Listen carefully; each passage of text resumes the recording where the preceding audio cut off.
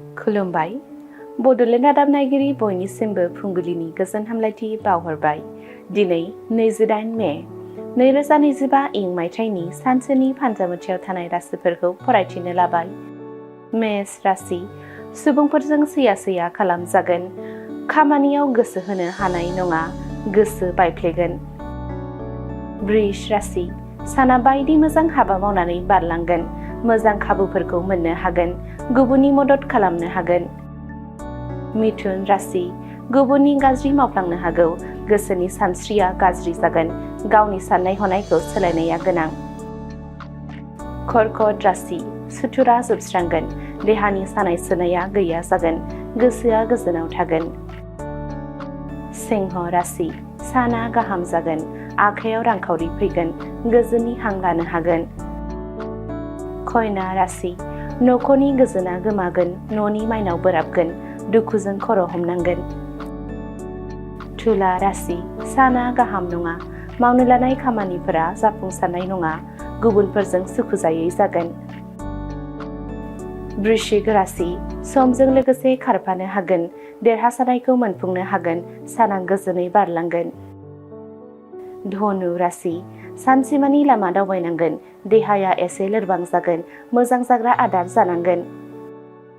मकर राशि बेसेन गोसा मुवा बेसाद खोमानानै लानांनो हागौ, रांखावरिनि आंखाला जेंना होगोन, गोसोखौ गोरा खालामनांगोन। कुम्भ राशि थांखियाव सौहैनो गोब्राब जागोन, समाजाव मुं सुजागोन, बिमा बिफाखौ दुखु होफ्लांगोन। मीन राशि बादायलायनायाव देरहासार जानो हागोन, न'खराव गोजोन थासारि जागोन, रंजा बाजा साना बारलांगोन। दिनैनि राशि फरायथिनाया एसेनोसै। बेजों लोगोसेनो दिनैनि साना बुहुमनि साफ्रोमबो सुबुंफोरनि थाखाय गाहाम जाथों, बेनि थाखाय बड'लेण्ड रादाब नखरनि जानानै इसोरनि खाथियाव आरज गाबनाय थाबाय। गोजोन्थों। এটা ভাল ঘোষণা। বঙাইগাঁও মেডিটেক এলাইট হেল্থ ইনষ্টিটিউটৰ 2025 আৰু 26 বছৰৰ DMLT laboratory technician, x-ray and imaging technician, ECG technician, pharmacy assistant, dental hygienist, emergency technician আৰু নাৰ্ছিং কেয়াৰ এছিষ্টেণ্ট কোৰ্চৰ নাম ভৰ্তি কৰাটো এতিয়া চলি আছে। নাম ভৰ্তি কৰাৰ বিষয়ৰ বাবে জানিবলৈ ব্যক্তিসকলে 9395558676 নম্বৰত যোগাযোগ কৰিব পাৰিব।